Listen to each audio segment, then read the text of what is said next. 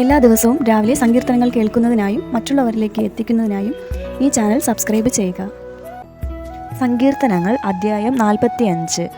എൻ്റെ ഹൃദയം ശുഭവചനത്താൽ കവിയുന്നു, എൻ്റെ കൃതി രാജാവിന് വേണ്ടിയുള്ളത് എന്ന് ഞാൻ പറയുന്നു.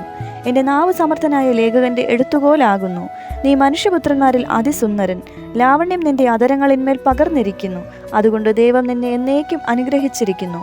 വീരനായുള്ളവേ, നിന്റെ വാൾ അരയ്ക്ക് കെട്ടുക, നിന്റെ തേജസ്സും നിന്റെ മഹിമയും തന്നെ. സത്യവും സൗമ്യതയും നീതിയും പാലിക്കേണ്ടതിന് നീ മഹിമയോടെ കൃതാർത്ഥനായി വാഹനമേറി എഴുന്നള്ളുക. നിന്റെ വലം കൈ ഭയങ്കര കാര്യങ്ങളെ നിനക്ക് ഉപദേശിച്ചു തരുമാറാകട്ടെ. നിന്റെ അസ്ത്രങ്ങൾ മൂർച്ചയുള്ളവയാകുന്നു, ജാതികൾ നിന്റെ കീഴിൽ വീഴുന്നു.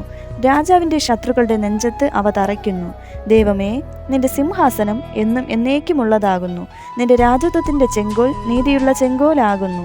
നീ നീതിയെ ഇഷ്ടപ്പെട്ട് ദുഷ്ടതയെ ദ്വേഷിക്കുന്നു. അതുകൊണ്ട് ദൈവം നിന്റെ ദൈവം തന്നെ.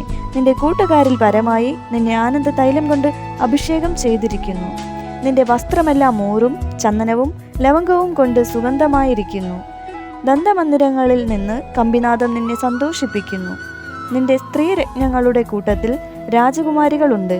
നിന്റെ വലതുഭാഗത്ത് രാജ്ഞി ഓഫീർ തങ്കം അണിഞ്ഞു നിൽക്കുന്നു.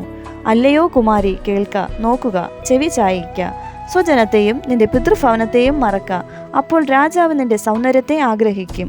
അവൻ നിന്റെ നാഥനല്ലോ, നീ അവനെ നമസ്കരിച്ചു കൊള്ളുക. സോർ നിവാസികൾ ജനത്തിനെ ധനവാന്മാർ തന്നെ.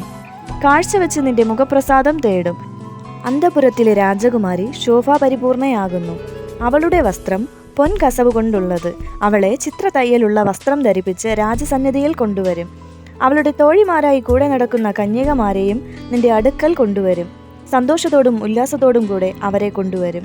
അവർ രാജമന്ദിരത്തിൽ പ്രവേശിക്കും. നിന്റെ പുത്രന്മാർ നിന്റെ പിതാക്കന്മാർക്ക് പകരം ഇരിക്കും. സർവ്വഭൂമിയിലും നീ അവരെ പ്രഭുക്കന്മാരാക്കും. ഞാൻ നിന്റെ നാമത്തെ എല്ലാ തലമുറകളിലും ഓർക്കുമാറാക്കും. അതുകൊണ്ട് ജാതികൾ എന്നും എന്നേക്കും നിനക്ക് സ്തോത്രം ചെയ്യും.